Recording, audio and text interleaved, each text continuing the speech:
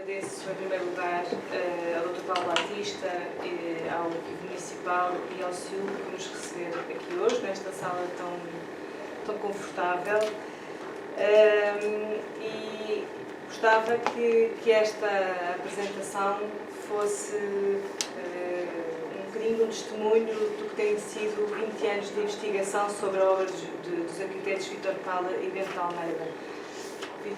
Bento Almeida, Joaquim Bento Almeida, meu avô. Quando começamos a desbravar o espólio destes arquitetos, eu hoje digo espólio, quando falei com o Vítor Pala ele dizia, por favor não digas espólio, faz-me imensa impressão, é um conjunto de desenhos, é um conjunto de trabalhos que resultaram da parceria neste caso, com o meu avô. Nós tínhamos o número 736 como sendo o último número de projeto. Em 25 anos de parceria, 736 projetos, se nós fizermos uma conta, e o João Pala, neto do Vítor Pala, deu-se ao trabalho de o fazer, isto dá cerca de 28 projetos por ano, cerca de 2 projetos por mês, o que revela bastante bem a velocidade a que se trabalhava nesta altura e a que trabalhou particularmente esta dupla de arquitetos. Mas infelizmente aos nossos dias não chegaram estes 700 projetos. Chegou uma parte do espólio que foi salva por João Bento Almeida, filho arquiteto e filho de Joaquim, e foi sobre esses projetos que nós começámos então a trabalhar. Eu numa tese de mestrado sobre os projetos arquitetónicos e o João Pala numa tese de mestrado sobre a obra gráfica, e depois vamos ver como é que este trabalho se acabou por cruzar. Claro que ficava a curiosidade, se nós só tínhamos 280 e poucos projetos originais, onde é que estavam os outros? Tivemos que ir para o Arquivo Municipal. Fomos para o Arquivo Municipal, primeiro pedir todos os volumes de obra daqueles que nós conhecíamos, mas que não encontrávamos os projetos originais, e depois tentar localizar outros que as memórias que nos iam chegando diziam: olha, tenho a impressão que naquela rua havia então vamos pedir todos os volumes de obra daquela rua e procurar se efetivamente ali havia ou não projetos da autoria de Vítor Pala e Bento Almeida. Isto estamos a falar para os projetos de Lisboa. Naturalmente estes arquitetos, em 25 anos de parceria, não projetaram só para Lisboa, projetaram também para outros pontos do país e para as ex-colónias portuguesas. Este é um parênteses que vos faço, não é? Este espólio foi recentemente doado pela família Vítor Pala e Bento Almeida aos arquivos da Câmara Municipal de Lisboa, e por isso, muito em breve, temos grande esperança que venha a ser digitalizado e tratado, de modo a que a historiografia não acabe aqui, antes pelo contrário, que venha cada vez mais a ser completa e reconstruída. Acredito nesta geração mais nova também para o fazer. Comecemos pelo encontro destes dois arquitetos. Conheceram-se na Escola de Belas Artes do Porto. Embora tenham passado os dois pela Escola de Belas Artes de Lisboa, fugindo ao ensino académico e a toda uma série de problemáticas que se iam, de certo modo, construindo naquele tempo na Escola de Belas Artes de Lisboa, os dois, e isto foi comum com outros arquitetos do seu tempo, pedem transferência para a Escola de Belas Artes do Porto. Vítor Pala defende a sua coda, o concurso para a obtenção do diploma de arquiteto no Porto, em 1948, com o projeto de uma moradia em Cascais, que acabou por ser construída. E Joaquim Bento de Almeida apresenta o projeto de uma moradia para Lisboa, já em Lisboa, de volta para Lisboa, até porque já nesta altura o ateliê estava em funcionamento e por isso pede de novo transferência para Lisboa. Este não foi construído, mas foi publicado na Revista de Arquitetura. Os dois dão início a um ateliê com a vontade de criar aquilo que nós chamamos uma dupla de arquitetos. Os trabalhos foram sempre, ou quase sempre, assinados em parceria. A sociedade, como os próprios indicavam, era conhecida tanto por Vítor Pala e Bento de Almeida como Bento de Almeida e Vítor Pala. Houve esta vontade de criar a ideia de uma dupla e isso percebe-se também na troca de correspondência que houve durante alguns anos entre os dois, particularmente nos anos em que um estava em Lisboa e o outro estava no Porto. Bom, nós vemos aqui à esquerda uma carta do Vítor Pala para o Bento de Almeida, um jovem arquiteto, muito contente, vai treinando Joaquim, vai treinando a assinatura e o número do arquiteto com todo o orgulho. E, do outro lado, uma carta do Bento de Almeida para o Vítor Pala, em que há problemas, soluções, e era assim esta troca de e-mails para resolver projetos que estavam a decorrer naquela altura. Ao mesmo tempo, esta imagem que eles gostariam de fazer transparecer de o ateliê é também cuidadosamente tratada graficamente. Não esqueçamos que Vítor Pala, para além de arquiteto, foi um excelente gráfico e trabalhou, desenhou inúmeras capas de livros, e aqui no ateliê Vítor Pala e Bento de Almeida os dois tiveram o cuidado também de criar aquilo que nós hoje chamamos uma imagem corporativa, desde o cartão ao papel de carta, ao envelope, toda a correspondência que saía deste ateliê era como se fosse timbrada.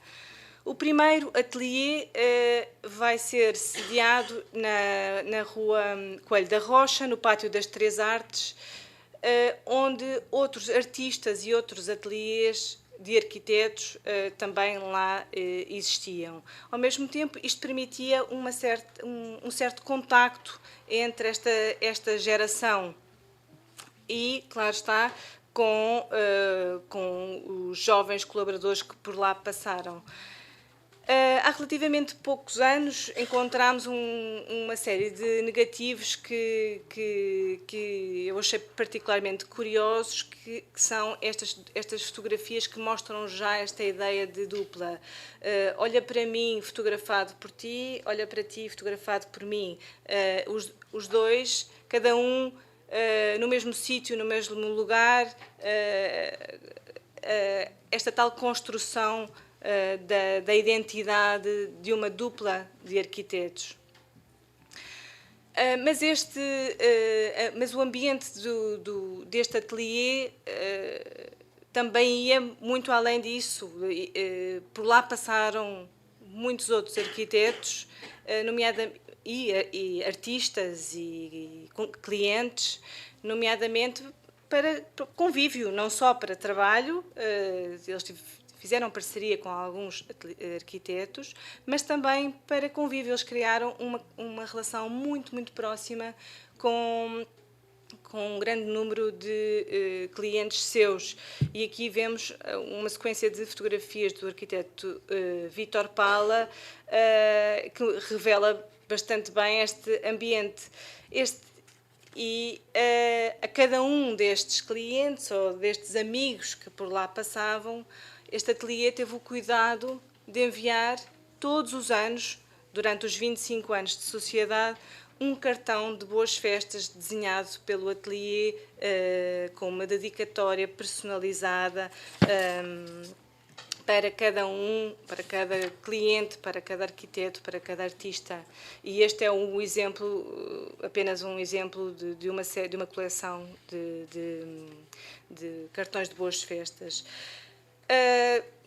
Quando me foi solicitada esta palestra, esta conversa, tentei encontrar o número de projetos para Lisboa. Foi bastante difícil, porque como nós temos algumas falhas, alguns buracos que eu espero que venham a ser completados, neste momento nós encontramos 2 dezenas de projetos para a cidade de Lisboa. Não, nem pensar, não vou falar de todos, vou apontar alguns dos mais importantes, passando por cada uma das tipologias, ou pelas tipologias mais significativas que ali foram trabalhadas. E, como não podia deixar de ser, começo pelos snack bars. Os snack bars, porquê?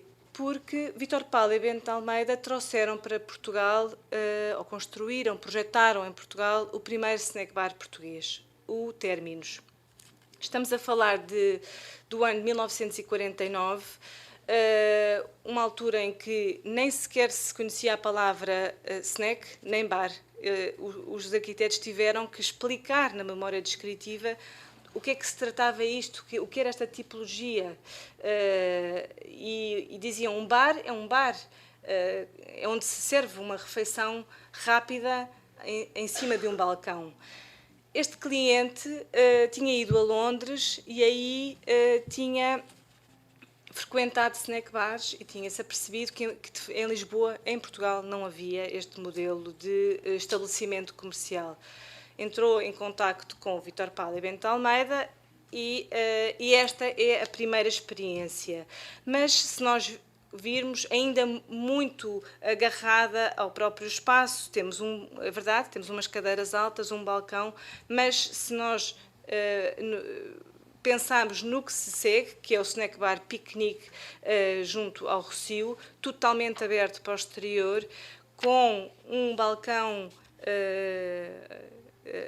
ondulado que ocupa o espaço, percebemos então esta oportunidade que esta dupla de arquitetos teve em começar a experimentar esta tipologia de equipamento, de estabelecimento comercial na cidade de Lisboa.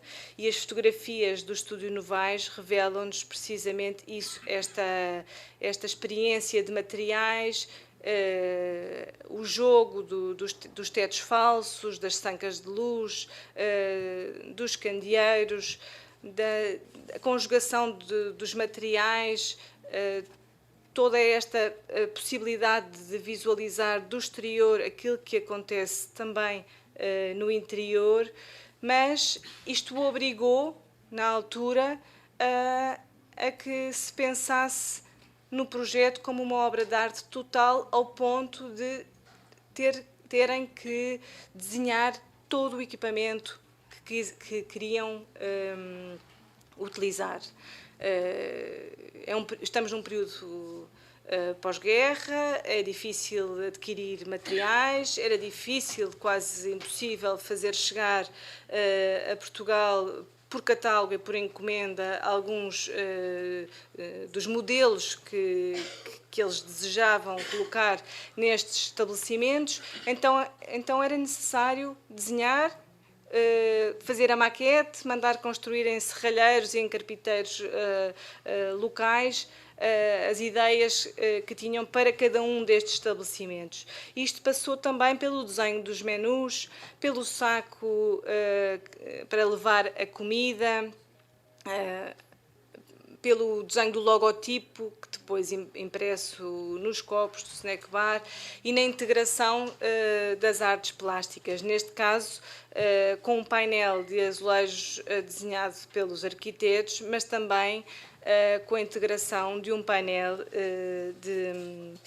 de Júlio Pomar colocado por trás do balcão, que acabou por servir também de mote ao menu desenhado por António Domingos e que se serviu de um pormenor deste painel.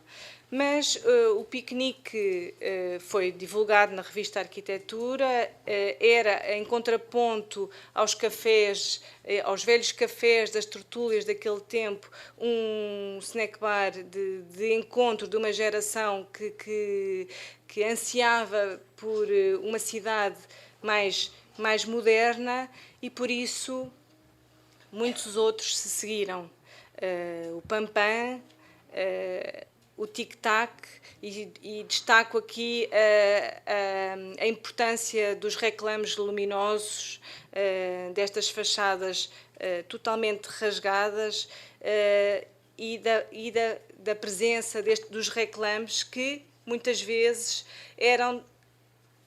havia duas tipologias trabalhadas em simultâneo. Neste caso, as charcuterias, conhecidas por este porquinho luminoso, espalhadas pela cidade de Lisboa, vão desenhadas por Simões Júnior, vão mostrar também, em muitos casos, a conjugação entre charcutaria e snack bar, um pouco para mostrar. Vais comer aqui rapidamente ao balcão aquilo que podes adquirir aqui ao lado, com grande qualidade, nesta charcutaria. Mas temos também o Noite e Dia, que se destacou pelo serviço de self-service, e para cada um deles, como disse, foi desenhado pormenorizadamente e ergonomicamente estudado o balcão, a cadeira, o encosto, o apoio dos pés, o local de suporte da carteira, do chapéu do senhor da carteira por debaixo do balcão. Todo este diálogo entre o cliente e o empregado, que do outro lado tem que manusear uma série de ferramentas e comidas para servir rapidamente. Temos uma série, este espólio é constituído por uma série de desenhos de pormenor, de bengaleiros, balcões, cadeiras, suportes para galheteiros. Claro, e para culminar, temos que apresentar quase o único sobrevivente, o galeto, não é? Existem outros, mas estão de tal maneira alterados que nós até temos vergonha de lá ir. Neste caso, o galeto é muito estimado pela família, pelos proprietários. Felizmente, tem resistido a estas remodelações todas ao longo dos anos, e é um excelente exemplo para nós experienciarmos todo o desenho e tudo o que esteve por detrás do desenho desta dupla de arquitetos, não é? Nós continuamos aqui a ter toda esta ligação e também esta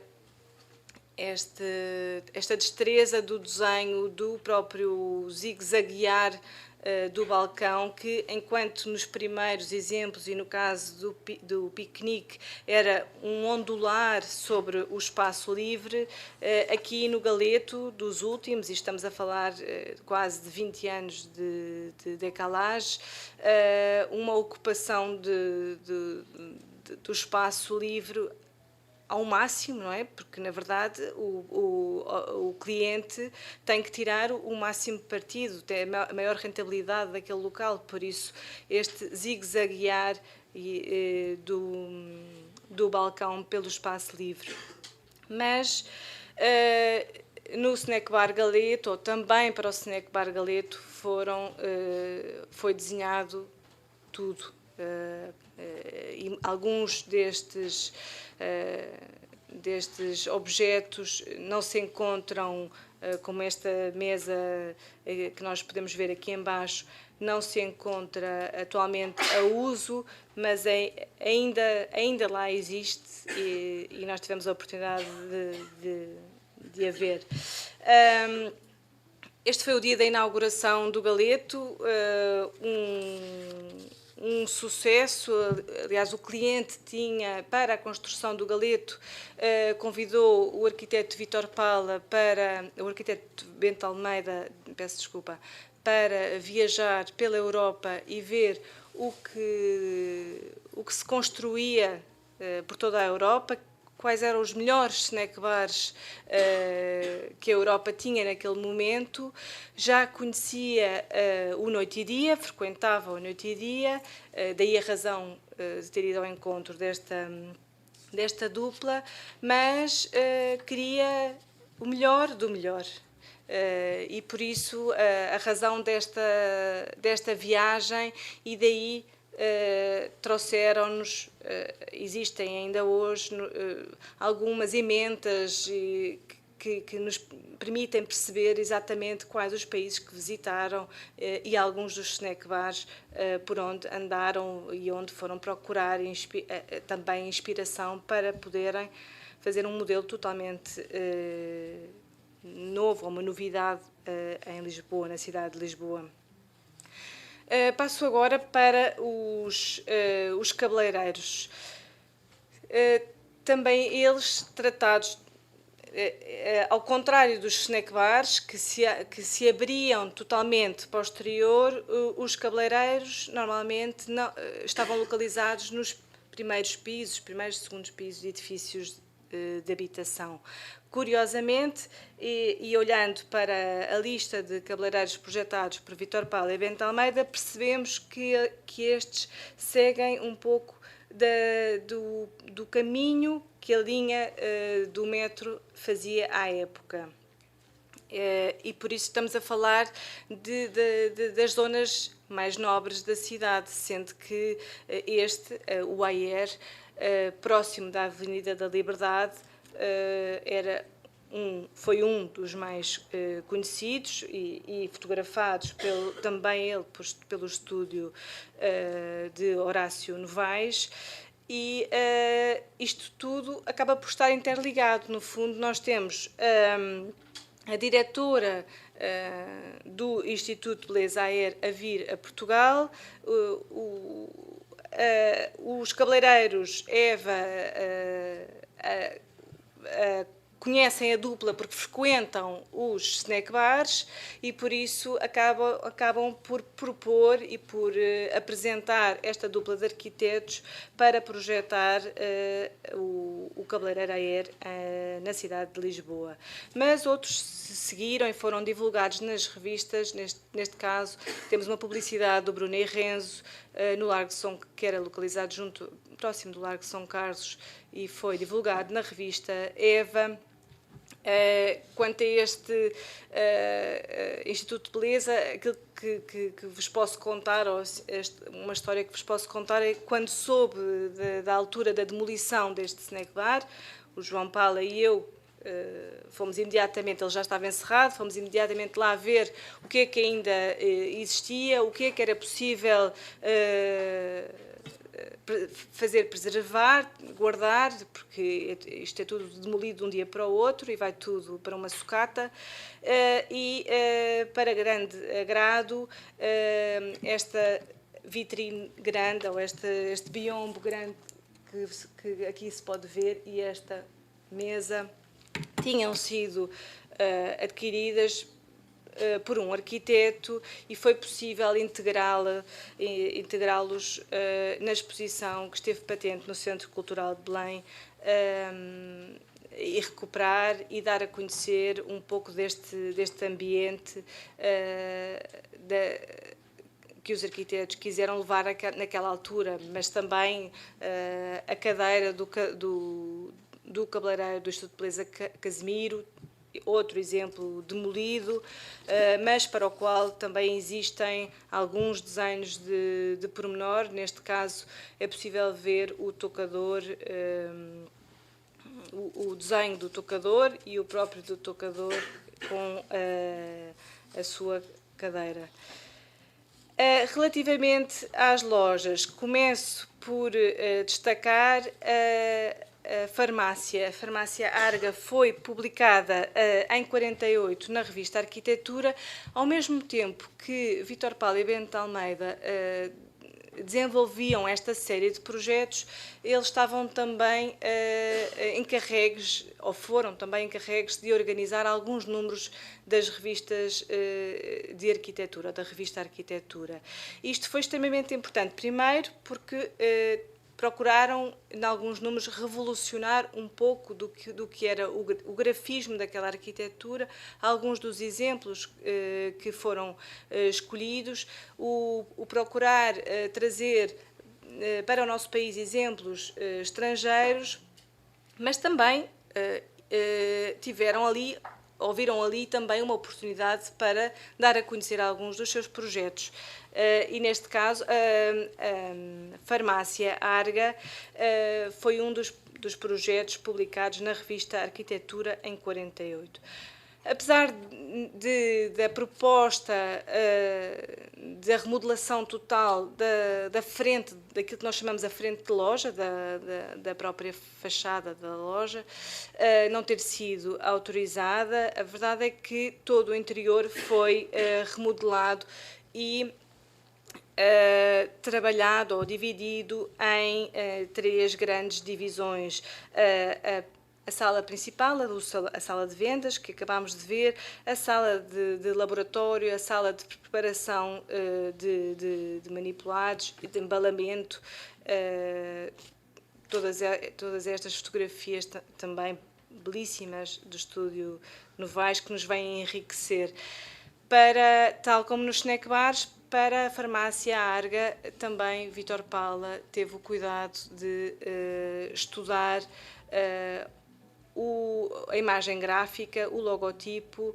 Este primeiro desenho à esquerda que vemos são pormenores que vieram a ser utilizados num conjunto de azulejos que estava que rematava a própria decoração da farmácia. As agências bancárias, estas então não subsiste absolutamente nenhuma, não é? Porque passaram a ter uma imagem de marca, o que obrigou a uma remodelação total das agências que Vítor Paula e Bento Almeida projetaram. As mais, em Lisboa, aquelas que se destacaram foram as projetadas para o Crédit Franco-Português. Neste caso, enquanto que anteriormente o dinheiro tinha que estar guardado religiosamente atrás de um guichê e nós tínhamos as agências bancárias muito fechadas, com um balcão, com vitrines muito que não permitiam quase o diálogo entre o banqueiro ou o bancário e o cliente. Agora, o facto do dinheiro, nesta altura, estar também já em caixas fortes, permitiu trabalhar uma agência bancária como uma loja e abri-lo na totalidade para o exterior e permitir que do exterior se conseguisse ver o que se passava dentro. Assim como as lojas propriamente ditas. Neste caso, destaco uma recentemente demolida, a loja Monteiros e Jorge, localizada na Rua Augusta e cujo trabalho de pormenor e de dedicação é lamentável que não tenhamos conseguido chegar a tempo de propor para classificação. Esta era a grande montra da Monteiros e Jorge. O cuidado do desenho de uma pala que acaba por receber o cliente numa fachada, numa vitrine ligeiramente recuada, de modo a que o futuro cliente se sinta tentado a entrar. Há todo um trabalho de marketing na própria arquitetura, a possibilidade de nós visualizarmos e nos sentirmos atraídos para o interior, neste caso com o trabalho de um jogo de sancas de luz e de tetos falsos, mas também da escada de acesso ao piso inferior e no modo como os arquitetos, numa planta de um edifício pombalino, da Baixa Pombalina, retangular, estreito, comprido, vão trabalhar com paredes falsas, com paredes curvas, com staff, com o conjugar de materiais, criar este dinamismo, estas saliências e reentrâncias no espaço comercial, um pouco como Corbusier indica a promenade, não é? Quer dizer, o passeio arquitetónico, criar um passeio arquitetónico. E também para as lojas foi desenhado todo o mobiliário. Neste caso, desconhecemos na totalidade o paradeiro deste. Temos os desenhos, felizmente. Não temos já os exemplares, todo este mobiliário foi retirado e demolido, mas ia muito além, quer dizer, tinham o carrinho, este caso é um carrinho com espelhos para a prova dos sapatos, ou uma banqueta desenhada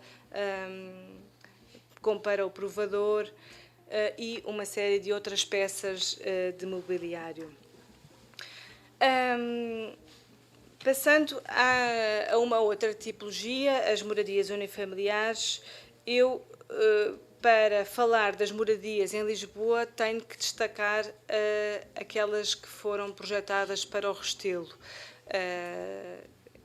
Também porque foram umas das quais, às quais me dediquei mais na tese de doutoramento que fiz sobre o bairro do Restelo.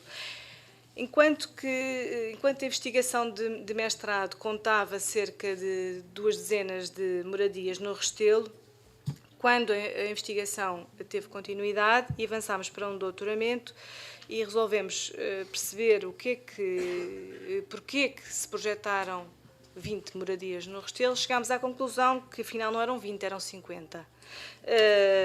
E 50 moradias no Restelo,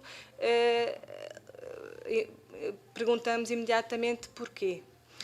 Uma das razões que nos chegou aos nossos dias, testemunhada pelo próprio arquiteto Vítor Paller, mas também por um outro colaborador que por lá passou, foi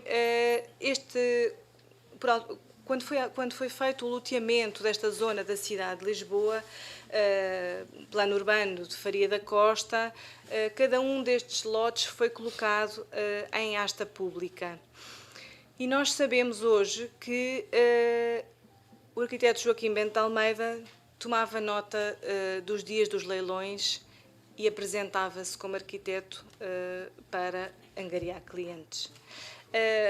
Isto, claro, ajudou a que o volume de trabalho aumentasse.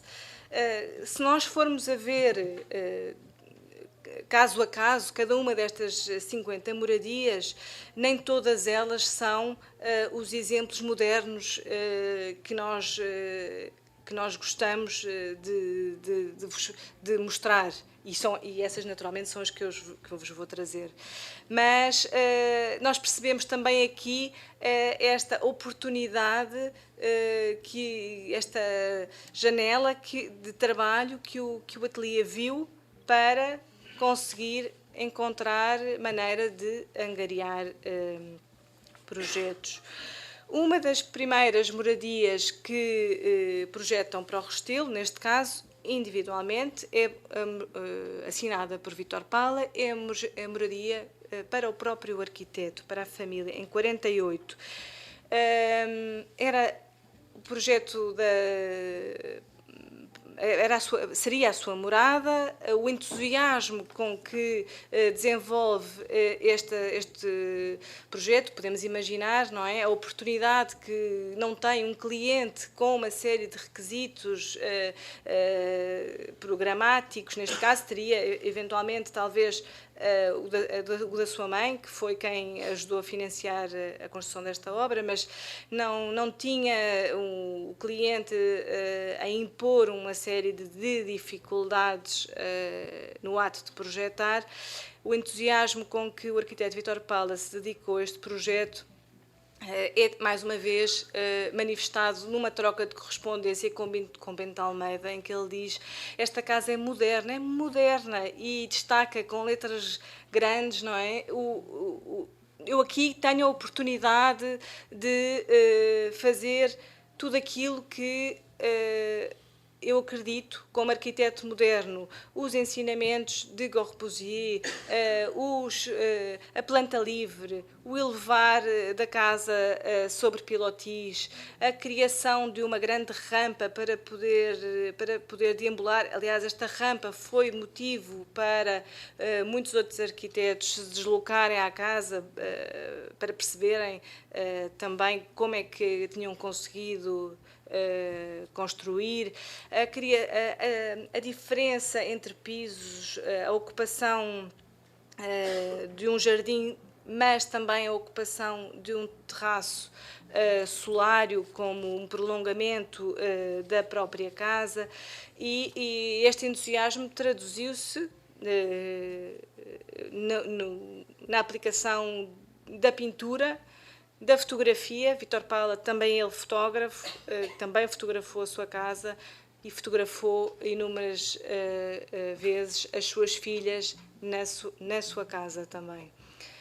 Mas outros exemplos podemos trazer, como é o caso da moradia para a família Feist, na Rua Alto do Duque, também ela uma moradia moderna, um paralelepípedo, que, como a Casa da Praça de Goa, que iremos ver um pouco mais à frente, é um trabalhar, um conjugar de retiro matéria daqui, coloco matéria ali, vou tirar o máximo partido desta encosta, uma encosta voltada para o Rio Tejo, por isso eu vou elevar a casa e tirar partido desta magnífica vista sobre o Rio Tejo. Neste caso, repare-se também a discrepância, não é?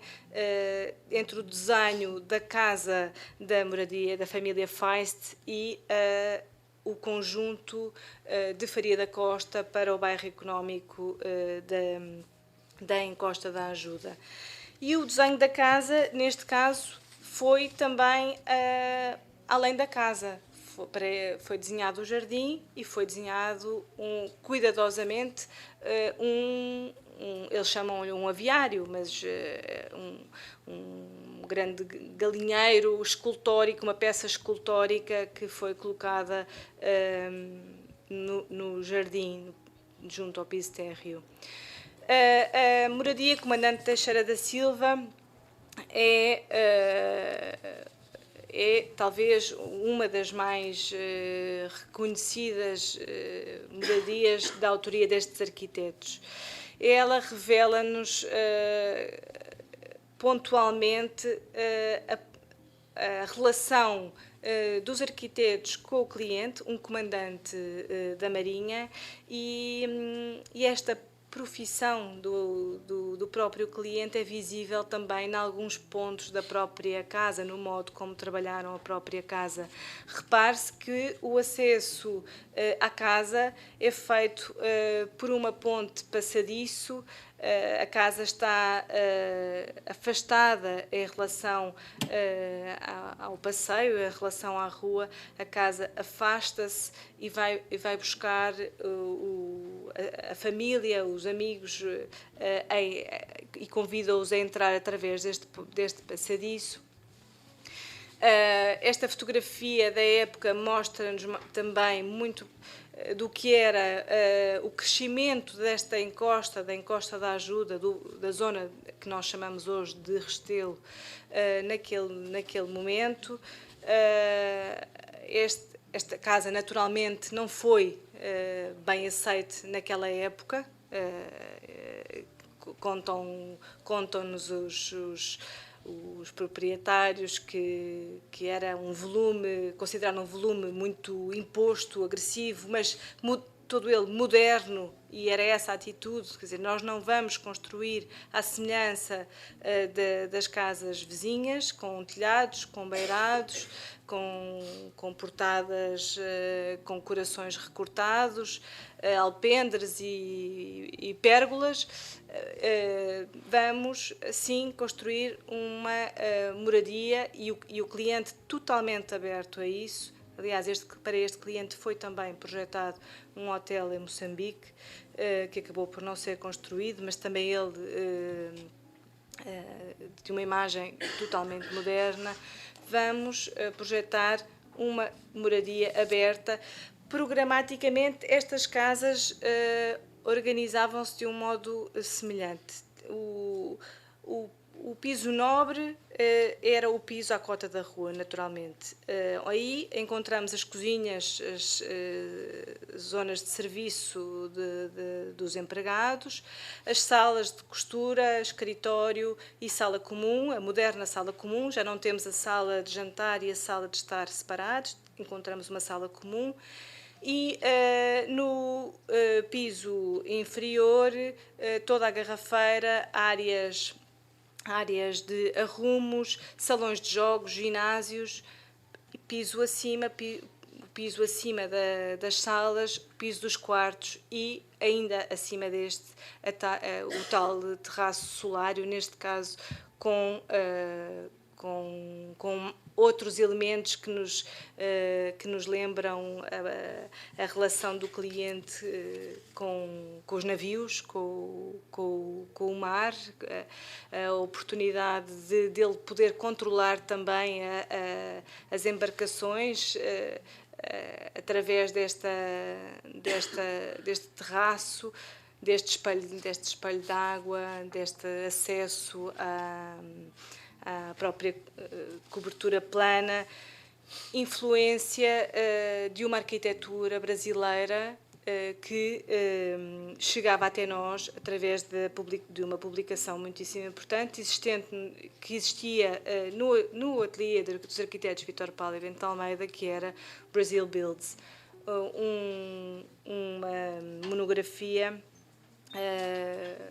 também ela existente no ateliê dos arquitetos de António Pereira e Nuno Portas. O facto de alguns destes arquitetos, nesta altura, conseguirem assinar algumas revistas ou adquirir, através das viagens que faziam pela Europa, algumas destas publicações, foi muitíssimo importante. Nós estamos a falar de uma geração de arquitetos em que o número era muitíssimo reduzido. Por isso, estas publicações circulavam. Estas publicações circularam entre os seus colegas. Mais uma, moradia no Midi-Besson, demolida nos dias de hoje. Também ela trabalhada. Aqui vemos um pórtico modular, um estudo de uma casa programaticamente mais pequena quando comparada com as restantes moradias projetadas para o Restelo, mas trabalhada com toda esta inspiração e também influência de uma arquitetura moderna brasileira. Tal como a moradia do Vítor Pala, muito fotografada por Vítor Pala, e mais uma vez aqui as filhas de Vítor Pala na casa do Midi-Besson. Quanto aos edifícios de habitação e escritórios, Lisboa conta, ou atualmente eu conto 70. Vamos aumentar este número, certamente. Destes 70, à época foram logo divulgados dois, o edifício na Avenida Visconde de Valmor e na Rua de São Bernardo. Esta é uma publicação muito importante, porque é toda ela dedicada à questão da edificação de prédios de rendimento. Anteriormente tinha existido uma outra publicação sobre habitação unifamiliar. Nesta altura procurou-se fazer um paralelo com a habitação multifamiliar e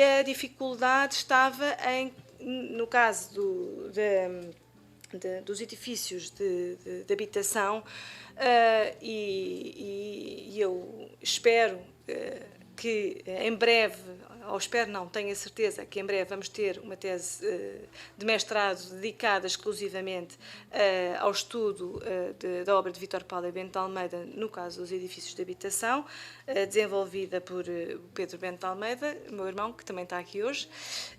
Por isso, mais uma vez, a historiografia vai-se reescrever, e aquilo que nós testemunhamos através da importância destes artigos ou foi a dificuldade que os arquitetos tinham, ao contrário do desenvolver dos restantes projetos, no diálogo com os clientes, porque aqui temos um cliente a fazer uma aquisição de um lote de terreno numa zona nobre da cidade, em que propõe ao arquiteto a construção do máximo de ocupação, do maior número de pisos possível, para poder também fazer face ao seu investimento. Por isso, há aqui uma luta, e nós apercebemos dessa luta nas memórias descritivas que existem no Arquivo Municipal, e deste diálogo não entre os arquitetos e o cliente, mas entre os arquitetos e a Câmara, não é? Qual era a melhor maneira de contornar a própria legislação para poder fazer mais um piso, dar resposta a este desejo de alguns destes promotores. Mas, ao mesmo tempo, esta preocupação de contornar a própria legislação, ou de tirar o máximo partido das obrigações da legislação, foi também ela trabalhada graficamente. E nós vemos que todo este cuidado que houve até agora no desenho dos estabelecimentos comerciais, das moradias, é também ele encontrado aqui no desenho das fachadas, no modo como há plasticamente o trabalhar das fachadas, a preocupação da criação dos cheios e dos vazios, do conjugar de materiais, e neste caso, no caso da Rua de São Bernardo, com esta ocupação do Logradouro, que veio a dar origem até a um outro projeto, o projeto de uma garagem para este piso térreo. Na verdade, é esta preocupação que é comum aos arquitetos desta época, a oportunidade de entrarem, de projetarem para um regime de rendas livres. Nós estamos pela primeira vez aqui, e em alguns casos temos um apartamento por piso, noutros temos um sistema tradicional de esquerdo-direito, mas a oportunidade que o cliente tem de aplicar a renda que, neste caso, a mais alta que conseguir, e como estamos a falar das zonas, das avenidas novas, das zonas mais nobres da cidade, há que, em alguns destes casos, oferecer, então, contrapartidas, não é? E acabamentos melhores, que os diferenciem do projeto vizinho, alguns deles da autoria de desenhadores e de engenheiros. Porque é precisamente nesta altura que a Câmara começa a criar essa obrigação de os projetos terem que ser assinados por arquitetos. E lá está, o trabalhar, o desenho da própria fachada, do material, todo o cuidado da conjugação do material. Na Avenida Santos Dumont, a preocupação de criar um embasamento, neste caso comercial, de modo a aproximar também as pessoas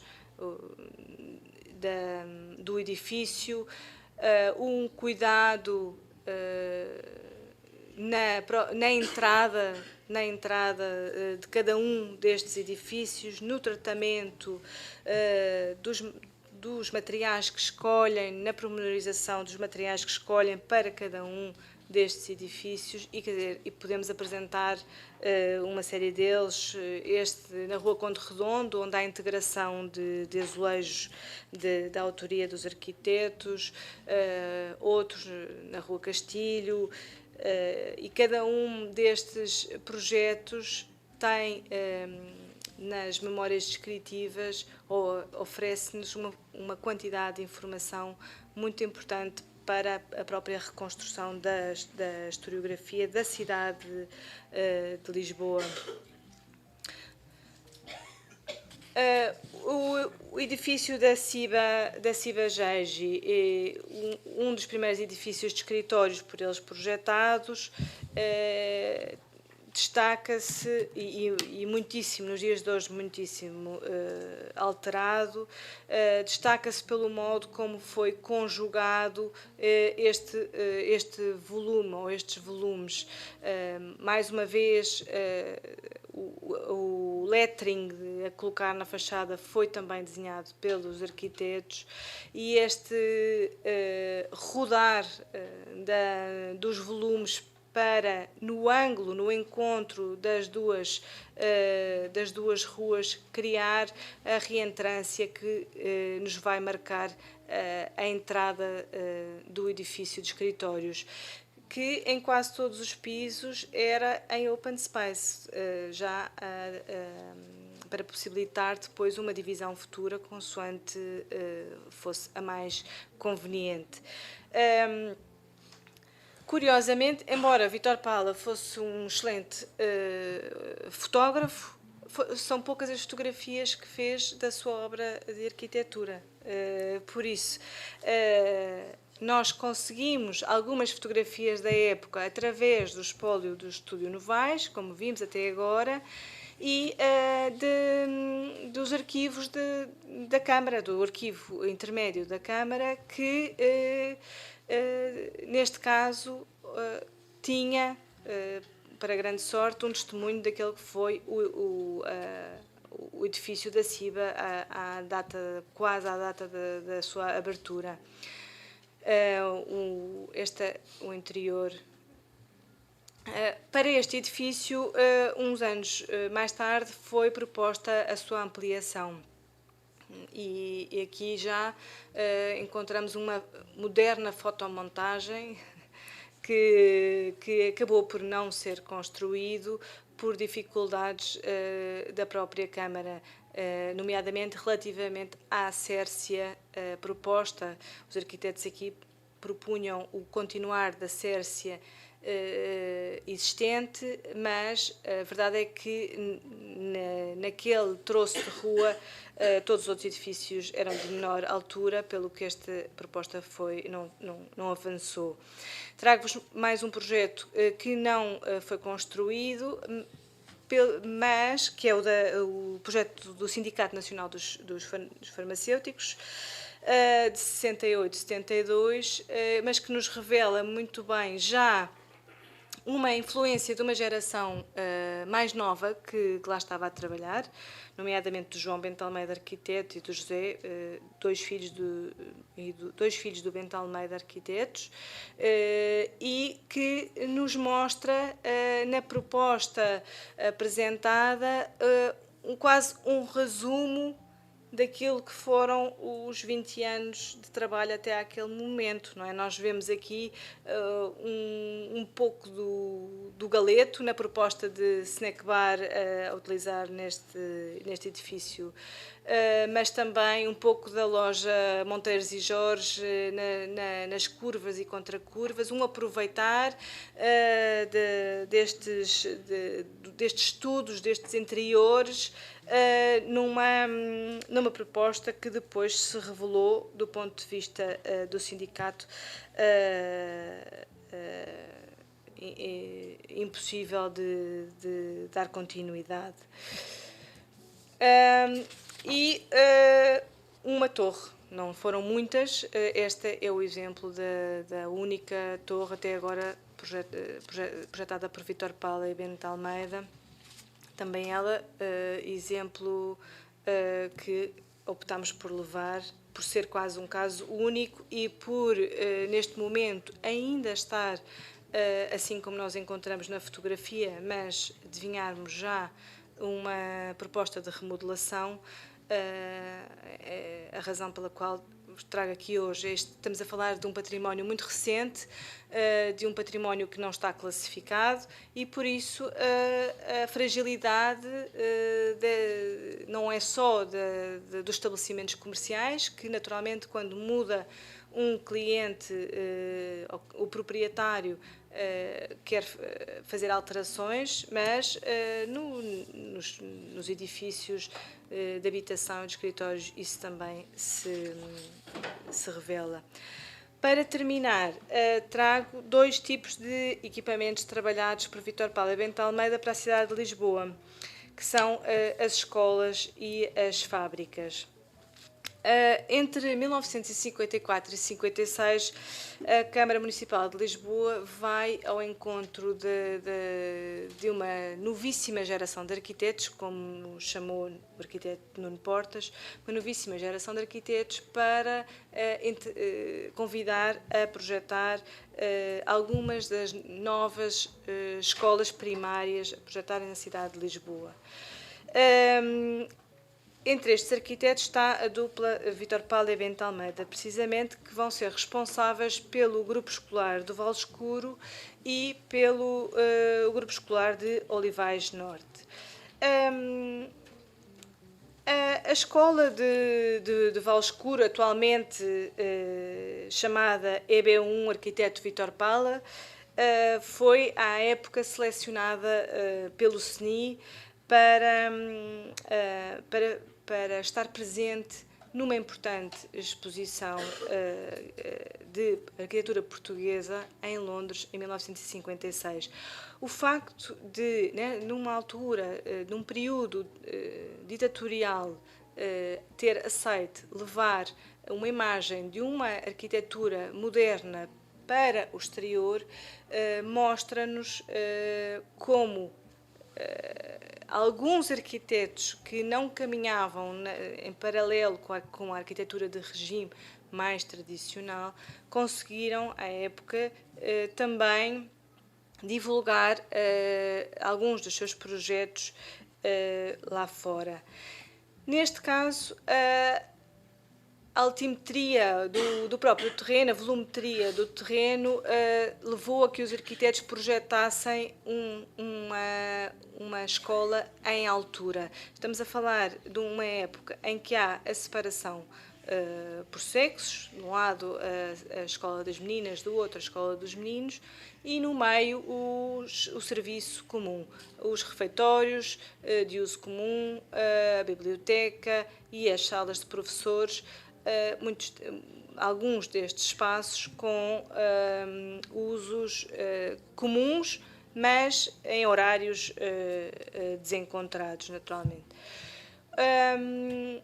O projeto da Escola de Val Escuro, no projeto da Escola de Val Escuro, aqui é o módulo da sala de aula que vai acabar por definir esta métrica, e ao repetir do módulo da sala de aula que vai acabar por definir esta frente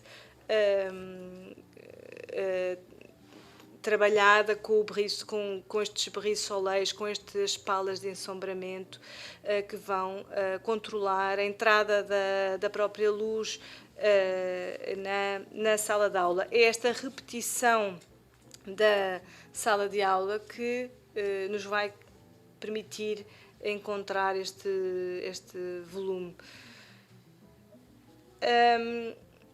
No caso dos Olivais, a opção foi precisamente o contrário. Nós temos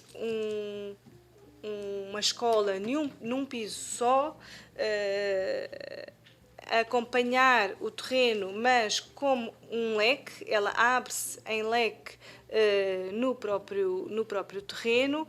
Temos a separação também, de um lado meninas, do outro meninos, uma entrada comum e a separação dos recreios com o desnivelamento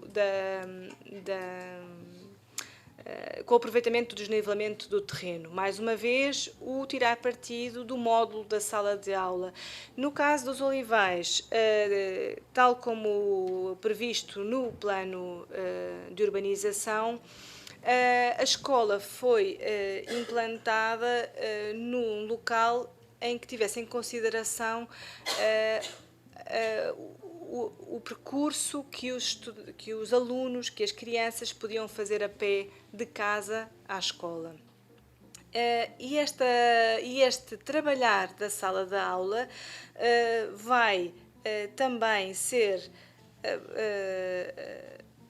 expandido para o exterior. Neste caso, nós denotamos aqui uma forte influência das escolas primárias nórdicas, nomeadamente do Jacobsen, em que havia, à época, hortas pedagógicas defronte de cada um destes módulos de sala de aula. E havia a oportunidade da aula ser dada precisamente no exterior.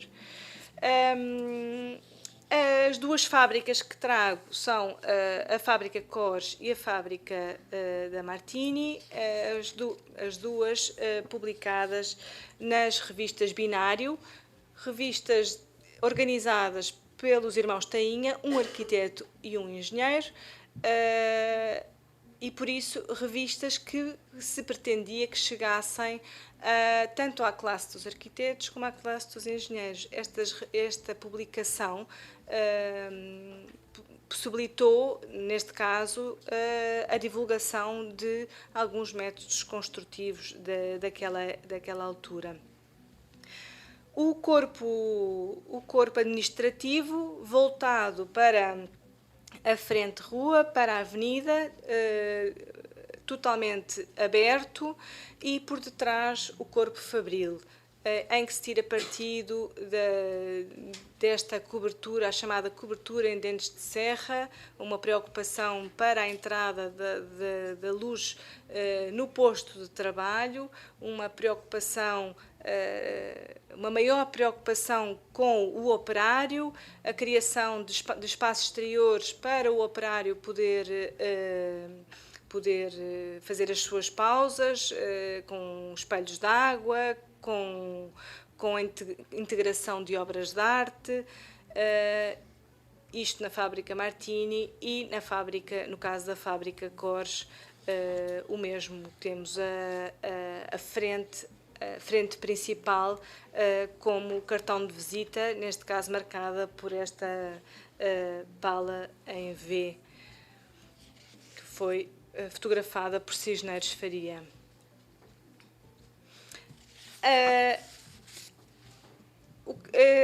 Para finalizar, trago um exemplo, um apanhado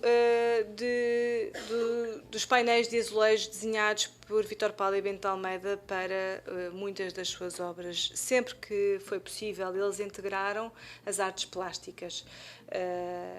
Quando havia verba, convidavam artistas, inúmeros artistas, Sá Nogueira, Júlio Pomar, Pereira da Conceição, inúmeros artistas, quando não havia verba, ou quando a opção era, muitas vezes também, os próprios arquitetos entravam como artistas plásticos e desenharam inúmeros painéis.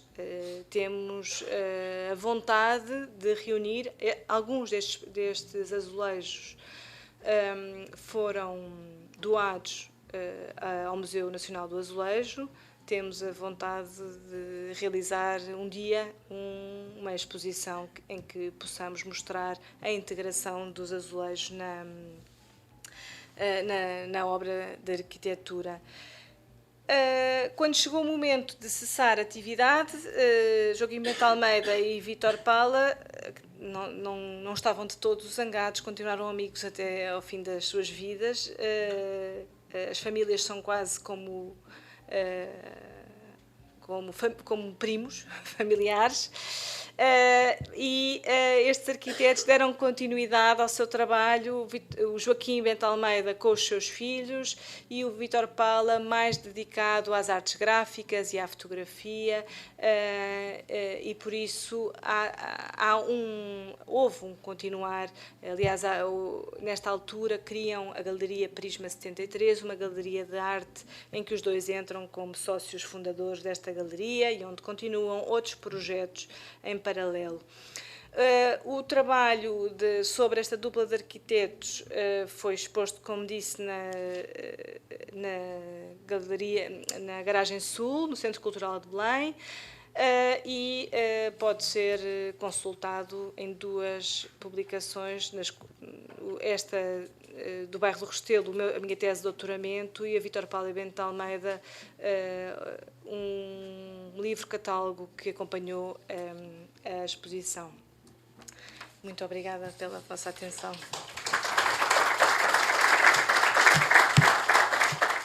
Boa tarde, mais uma vez. Vamos rapidamente passar para a conferência sobre Cisa Vieira, pelo professor João Rocha.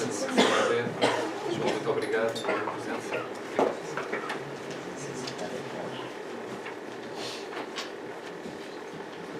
Boa tarde a todos, obrigado por este convite.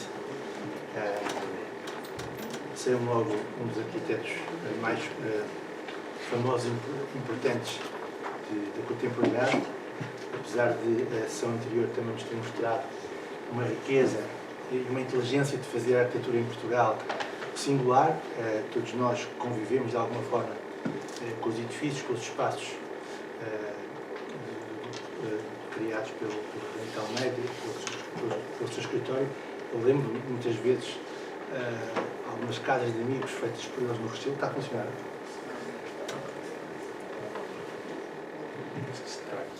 Ao mesmo Galeto, e não vou dizer foi por causa deles que eu fui para a arquitetura, porque ao contrário do Cisa queria ir para a escultura, eu queria ir para desenho, e o meu pai sugeriu-me ir para a arquitetura, sugestão essa que eu aceitei sem grande dificuldade, mas mantive sempre o desenho à tona da água, e o Cisa, com maior resistência, deixou a escultura para ir para a arquitetura também por sugestão dos seus pais. Eu não sou um historiador nem um bom conhecedor da obra do arquiteto Álvaro Cisa Vieira e, portanto, pensei um bocadinho em dar-vos uma apresentação um bocadinho mais da minha maneira de ver a obra do Cisa Vieira, e antes da obra temos o homem. Um homem que nos marcou a minha geração de arquitetos. Eu formei-me em 92 na Faculdade de Arquitetura em Lisboa e ingressei em 88. E a nossa pequena geração, na altura, de alguns arquitetos, eventualmente também vossos professores, o Pedro Domingos, o João Favila, a Patrícia Barbas, não sei, Sofia Aleixo, João Matos, etc., fomos marcados pelo Cisa Vieira. Porquê?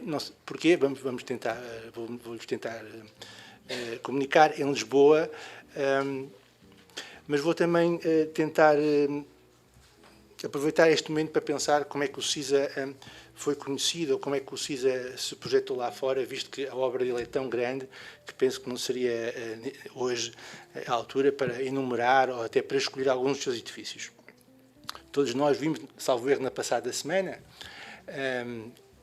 este slide, ou um slide equivalente a este, dizendo que o Cisa ia finalmente construir nos Estados Unidos, e vejam só, logo um arranha-céus. Portanto, o grau de dificuldade acrescido, para um arquiteto deve estar quase na casa dos 90 anos, logo um arranha-céus.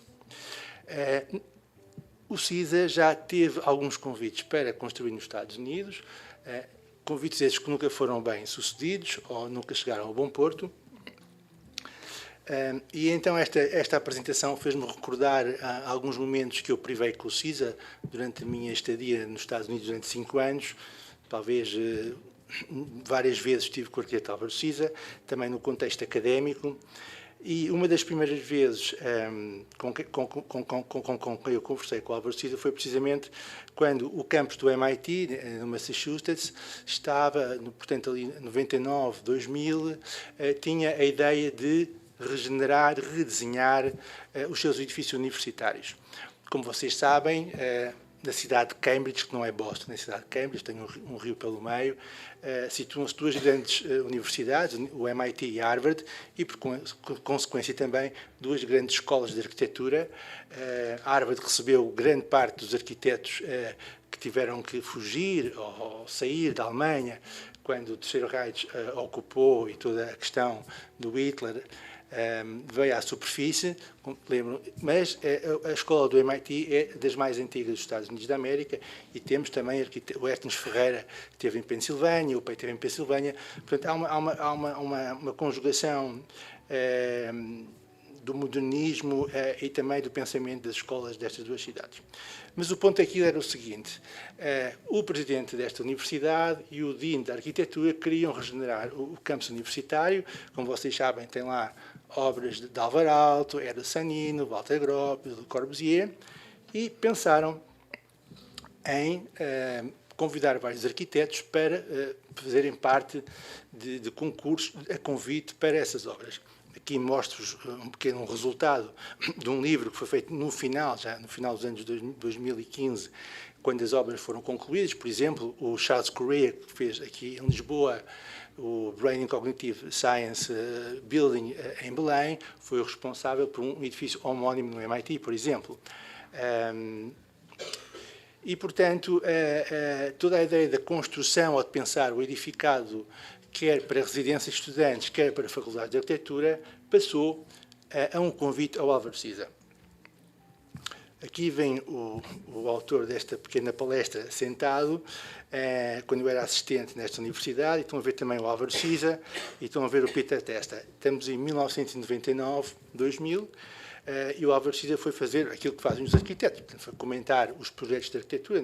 Eu era assistente nesta altura aqui, mas ele foi comentar os projetos de arquitetura porque estava realmente em diálogo com os trustees da universidade para ver se poderia ser um dos arquitetos indicados para participar na renovação ou nos convites do campus universitário do MIT. Posso dizer em breve que, depois de uma semana ou meses de negociações, os trustees da universidade acharam que o arquiteto Siza Vieira não tinha currículo nem experiência para poder ser escolhido para trabalhar nos Estados Unidos ou nesta universidade. E, portanto, foi preciso esperar 33 anos, salvo erro, ou 32, porque este projeto do Arranha-Céu já vem pelo menos há 5 anos a ser elaborado. Foi preciso esperar 33 anos para que a primeira pedra tenha aparecido, não em Boston ou em Cambridge, mas sim em Nova York. E, portanto, parabéns ao Siza pela sua persistência e sua resiliência. Tenho pena que ele não tenha construído no MIT, porque, sem dúvida alguma, teria feito um trabalho excepcional. Estas imagens, sim, são as imagens do Álvaro Siza, e aqui foi muito interessante ver, num conjunto talvez de 25, 30 alunos, que os alunos asiáticos eram os mais atentos, os mais cuidados às palavras do Álvaro Siza.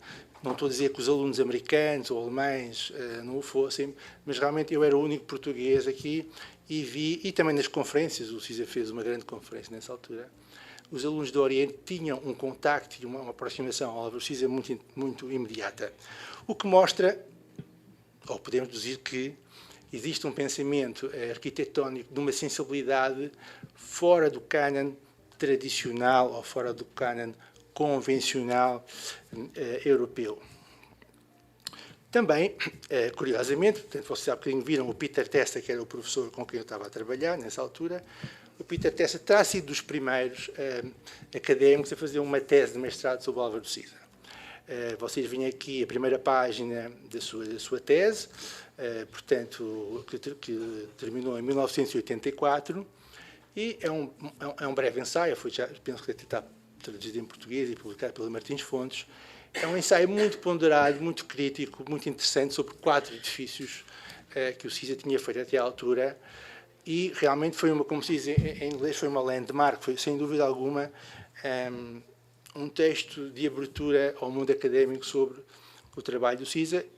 O Peter Testa em meados dos anos 80, trabalhou também no escritório do Porto e, portanto, lecionava nos Estados Unidos, e foi realmente uma grande abertura à comunidade científica este trabalho académico. Vejo aqui estudantes, falou-se também de tese de mestrado anteriormente, e muito claramente o Peter Testa identificou duas questões.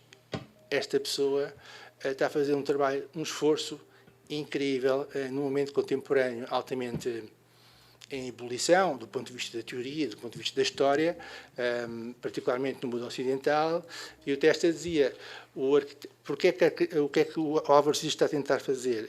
Penso que em duas frases ele dizia, ele tenta perceber a história por um lado e tenta relacionar a história com o momento contemporâneo. Ou seja, fugindo a uma série, como ele diz, excessos de arquitetura eclética ou excessos de marcas, e tenta usar a história para um momento contemporâneo. E como é que o Siza faz isso? O Siza faz isso através do desenho. E, portanto, o primeiro grande segredo, ou a primeira grande transmissão que continua vigente no seu pensamento e na sua obra, é realmente a magia do desenho. Passado 2 anos, portanto, a tese do Siza foi em 84,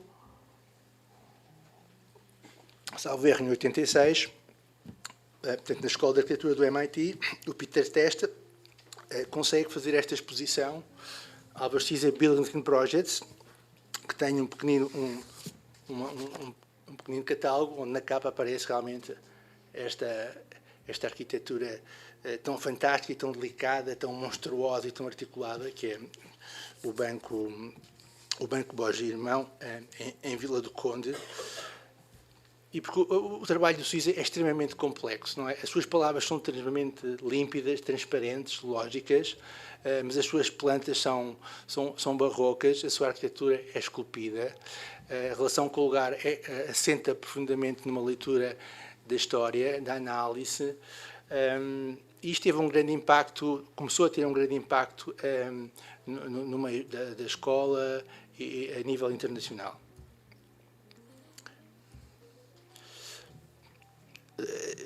Obviamente, o Peter Testa escreve esta abordagem sobre o catálogo, e realmente ele evoca realmente como é que é possível vir um personagem distante e longínquo com uma clarividência brutal, porque, vocês se lembrarem bem, nos Estados Unidos, como sempre, é um turbilhão é um melting pot, portanto, temos todas as teorias, todas as contracorrentes, tivemos o construtivismo, o Derrida, etc., e de repente vem uma pessoa com uma batuta mágica, tipo maestro de música, e consegue realmente pautar a sua arquitetura por dois pensamentos. É o desenho que liga a história à contemporaneidade. Ninguém tinha ouvido isto antes desta maneira, e a sua obra tenta provar essa hipótese.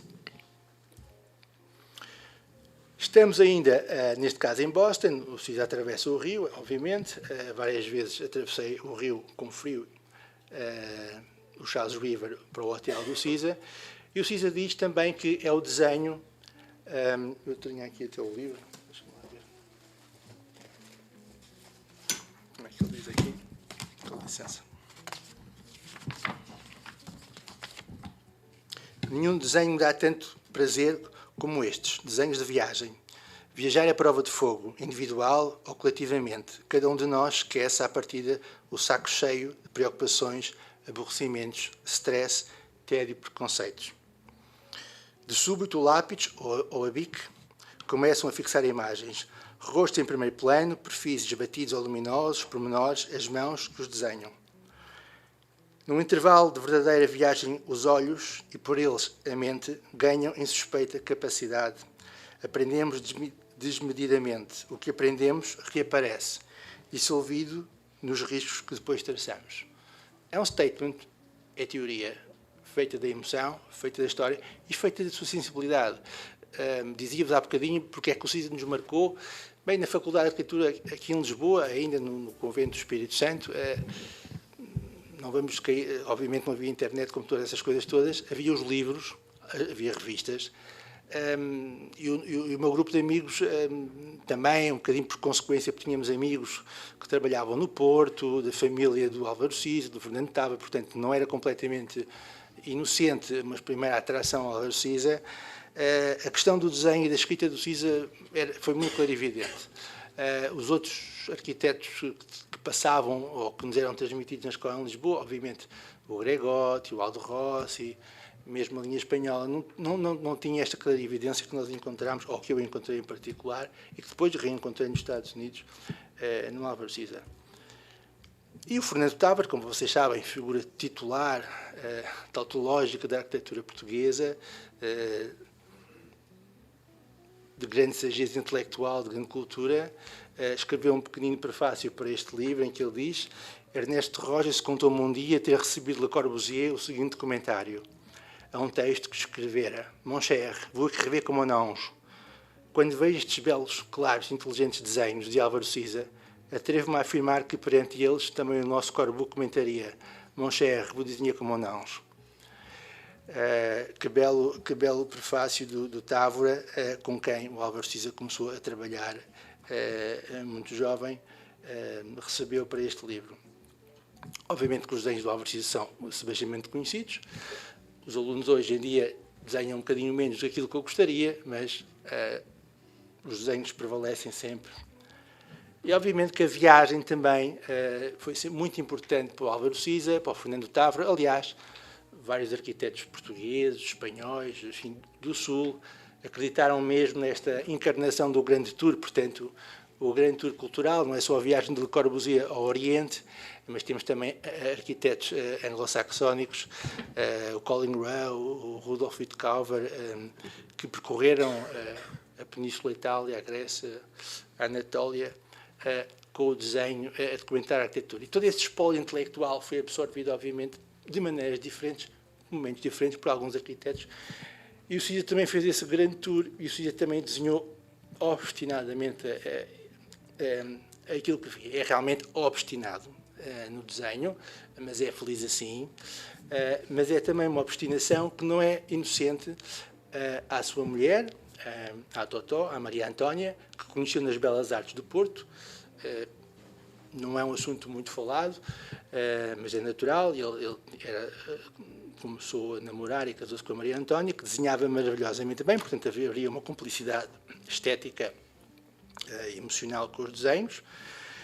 E, portanto, esta relação, viagem, grande tour, Fernando Távora, o desenho, foi sedimentando um pensar da arquitetura comum a muitos outros arquitetos, obviamente que sim, e a muitos de nós também. Mas no Álvaro Siza cada vez com maior profundidade, cada vez com mais peso, cada vez com maior profundidade, e sempre fazendo um banco de dados, não é? Uma memória arquitetónica, que depois ele usa sempre que é preciso. Nós temos que desenhar, temos que compor uma música, temos um registro de memória musical, não importa se é contemporânea, se é romântica, se é clássica, as nossas vidas são memórias, portanto o nosso cérebro tem que ser arrumado, a criatividade faz por associações. E o Siza, de um modo empírico, trabalhou a memória com o desenho e com a viagem. Obviamente, aqui são fotografias muito bonitas de uma viagem em Marrocos, podem ver o Siza ao lado esquerdo, a Maria Antónia, foi com o Alves Costa, foi também com o Sérgio Fernandes.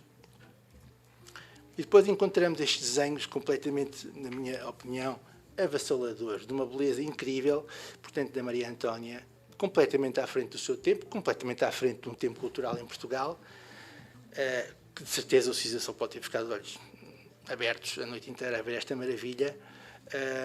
Faz-nos lembrar o Egon Schiele, faz-nos lembrar Klee, faz-nos lembrar Picasso, pode-nos fazer lembrar Francis Bacon, nudez de um Francis Bacon, faz-nos lembrar o teatro, faz-nos lembrar a ópera, faz-nos lembrar a comédia, faz-nos lembrar a vida. E tudo isto feito pela namorada ou pela mulher do Álvaro Siza é alucinante, to say the least. E, obviamente, o traço também. Obviamente haverá aqui, com certeza, pessoas da área da estética, da filosofia, da pintura, mas nem sempre será comum encontrar pessoas das belas artes que desenham com este traço tão límpido e transparente, como era o caso da Maria Antónia, um traço muito próximo do traço do arquiteto, porque o arquiteto está em movimento, tem que registrar rapidamente, tem que fazer o seu arquivo. Portanto, há aqui uma grande cumplicidade do desenho, esta ideia de ser escultor que o Siza tinha, e que continua a fazer escultura. Não se sabe, quer dizer, não se fala muito nisso, mas o Siza continua a ter o seu ateliê de escultura. E, portanto, este expressionismo atroz, brutal, místico, misterioso, dominou muito a formação do arquiteto Álvaro Siza e que, infelizmente, terminou de um modo trágico, com o falecimento da sua mulher, a Maria Antónia, com sequelas, algumas, na família. E, portanto, cresce este grau de solidão, loneliness, não é? É insustentável a vez a terceiro, como dizia o Milo de Pondera,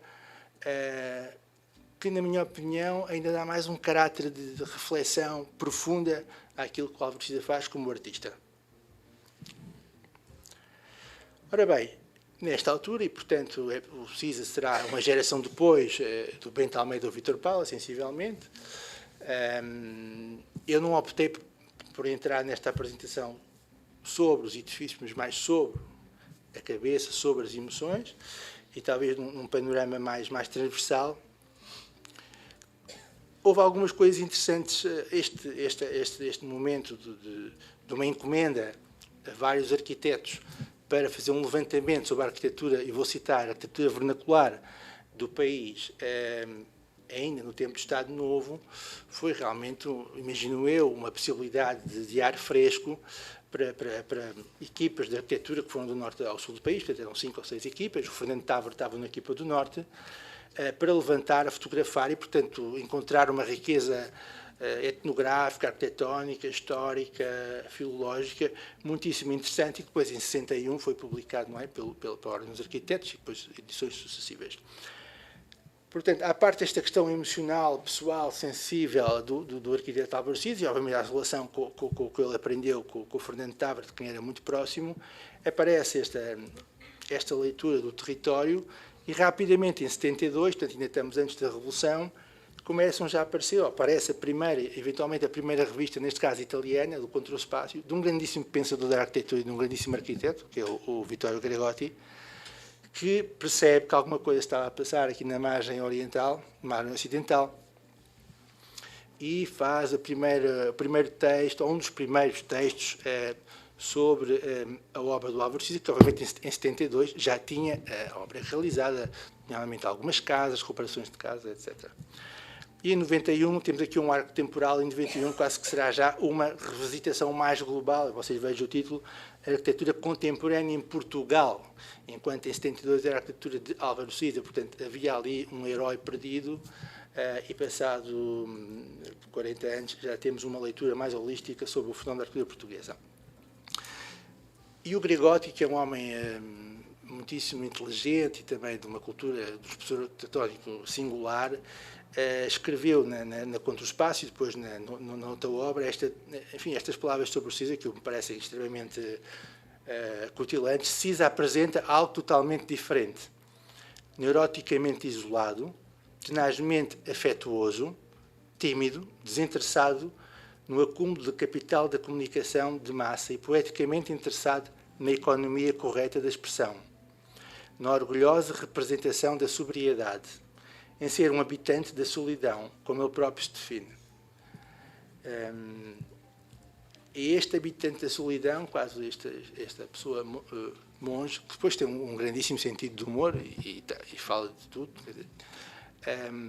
o Siza diz, quer dizer, a sociedade contemporânea tem este horror ao vazio, ao silêncio, portanto, não é, a arquitetura tem que também ser um momento de resistência à cacofonia necessária das cidades, mas tem que ser um momento de resistência, tem que ser um momento de paragem, tem que ser um momento de vislumbre, de paisagem.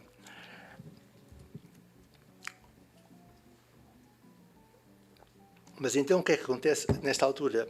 Em 74, 75, surge a Revolução em Portugal e tem um tremendo impacto nas elites, nos meios culturais, políticos, económicos da Europa, obviamente, e particularmente nos países que são mais próximos de nós, que é a Espanha, a Itália e também da França. E, tanto como vocês sabem, existem inúmeros arquitetos e realizadores que vieram a Portugal filmar o que estava a acontecer. Portanto, o que estava a acontecer era realmente o explodir, não quero usar a palavra liberdade, que é extremamente usada e gasta e mal interpretada, mas era sem dúvida o explodir de qualquer coisa de novo. Obviamente que havia a possibilidade de expressão, a possibilidade de manifestar desejos, a possibilidade de tirar para fora opressões e solidões.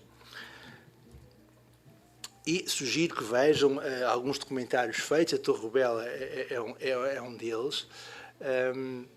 E atrás destas realizações e realizadores, vêm estes primeiros arquitetos que tinham tido um contacto um pouco tímido, no sentido do tempo de presença, de Espanha e de Itália, a testemunhar o que estava a acontecer. E, curiosamente, a possibilidade de termos memória dá-nos a possibilidade também de termos uma atitude crítica, que é uma coisa que está a faltar muito na Europa, mas está a faltar por sequências de gerações e sequências inevitáveis de ciclos tecnológicos e culturais, e que é uma responsabilidade acrescida para quem está deste lado de cá da mesa, mas também para o lado da audiência, pelo menos para os mais novos, que é como é que nós podemos perpetuar uma memória quando ela vai-se desaparecendo, não é? É como termos um avô em casa que está doente e o avô lembra-se, o avô não se lembra. Mas eu tenho que se lembrar, o avô não se lembra. E vamos ao médico, etc. Portanto, a memória do luxo. E realmente, nós, a minha geração, ainda é a última geração que testemunhou, lembro perfeitamente o 25 de Abril, com a minha mãe e com o meu pai. Mas podiam não lembrar, obviamente. Mas, do ponto de vista da arquitetura, houve realmente as pessoas associavam-se, juntavam-se, também era muito fresca ainda, como se diz, cisões sociais em Espanha, tivemos 2 regimes fascistas na Europa muito fortes, Mussolini, Franco e Salazar em Portugal, e, portanto, a possibilidade de discussão e de reunião desbrochou. Isto aqui é o plenário dos trabalhadores em Peniche, e então aparece, curiosamente ou não curiosamente, o arquiteto Nuno Portas, portanto também cúmplice da Escola do Porto, foi logo convidado para ser secretário de Estado do Ministério da Habitação. E, portanto, o arquiteto Nuno Portas lança logo uma ideia, que é criar estes grupos de técnicos, de arquitetos e outros técnicos, que se chamaram o SAL, que era grupos de ambulatório de assistência local, para darem voz, expressão, ou voz técnica, ou voz de desenho, às ambições das cidades e das câmaras municipais na necessidade de criar habitação. Está bem? Portanto, em 74 não haveria tanta habitação, eventualmente havia muitas pessoas a viver em condições pouco dignas ou com pouca possibilidade. Obviamente que o Estado Novo várias vezes dizia que o Império era altrove, não era cá, e, portanto, podemos imaginar as difíceis condições de arquitetura e sociais. E, portanto, os grupos SAL eram arquitetos, eram uma espécie de padres que iam ouvir a população e tentar criar denominadores comuns de cultura, diria assim. Estamos aqui a ver algumas imagens, quer no Porto, quer em Lisboa. Vemos ali o arquiteto Álvaro Siso em baixo à esquerda. E, portanto, havia uma grande participação e toda a gente achava que podia ter as casas que quisesse, onde quisesse e como quisesse. E todos nós, na família, também sentimos, por vezes, os excessos desses desejos.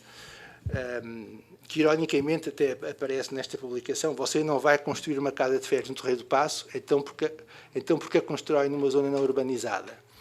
Portanto, sim, vamos construir, mas não podemos, não é, construir onde quisermos, onde a família quer. E, portanto, esta tentativa logo imediata de criar uma espécie de mini-regulamentos, planeamento, desenvolvimento urbano, foi completamente salutar, foi completamente importante, e foi isso que permitiu também o alicerçar deste pensamento arquitetónico. Agora, simplificamos na figura do Álvaro Siso, naqueles bairros do Sal, 3 no Porto e depois um na Malagueira. Não é? Portanto, São Vito, Boça, e depois a Malagueira é tudo feito em 75, 76, a Malagueira em Évora é o último, de 77. Portanto, digamos que havia um enquadramento político que sugeria, e temos outros arquitetos, o Gonçalo Bino também, etc., o próprio Aldo Rossi também participou nisto. Portanto, as câmaras municipais, se tivessem grupos técnicos-locais, podiam fazer esta arquitetura participativa. Que, obviamente, hoje é um modelo que nos parece completamente normal, com muito menos participação do que seria desejável, senão não haveria 43% de abstenção, fecho parênteses, mas era um modelo extremamente inovador, a uma escala possível de Portugal, e que atraiu realmente a inteligência estrangeira a vir ver o que estava a passar. E, portanto, rapidamente, em revistas italianas, novamente pela mão do Gregotti, ou em Espanha, através do Aurélio Bohigas, principalmente, começaram-se a descrever estes exemplos de participação local, e já com obra feita. Portanto, eu não estou aqui agora a mostrar essas obras, penso que todos nós conhecemos, o bairro de São Vito, o Boça no Porto, estava construído, portanto, rapidamente se construiu e rapidamente havia resultados para mostrar. Temos, curiosamente, esta arquitetura Rodovia de 76, já numa espera de uma primeira síntese, com o branco e o azul. Se calhar é verdade, realmente temos uma arquitetura branca e um céu azul. E depois, em 80, 4 anos depois, o Álvaro Siza já era um arquiteto mais afirmado internacionalmente.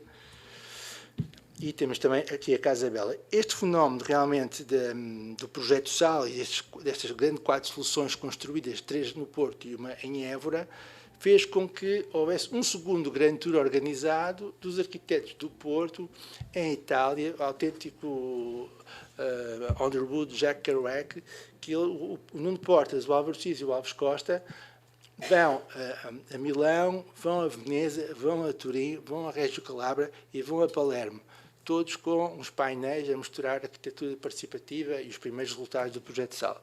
Portanto, imagina quanto é que eles se devem ter divertido, quanta experiência devem ter mostrado, e o próprio Álvaro Siza diz que encontrou escolas em Itália completamente também em ebuliço político e com grande intervenção estudantil, e vocês veem aqui um primeiro póster, Sal Portugal, com a agenda e uma imagem dos agricultores, etc. Portanto, há um grande impacto. E, portanto, isto é um dos pilares, esta possibilidade de estar no sítio certo, na hora certa, de perceber que se está no sítio certo, na hora certa, porque todos nós estamos sempre no sítio certo, na hora certa, mas nem sempre conseguimos perceber. O Siza estava no sítio certo, com a hora certa, com as pessoas certas e com a sensibilidade certa. E o Siza diz, é uma entrevista que ele fez a um colega meu, quando recebeu o doutoramento honoris causa em Évora, há uns anos atrás.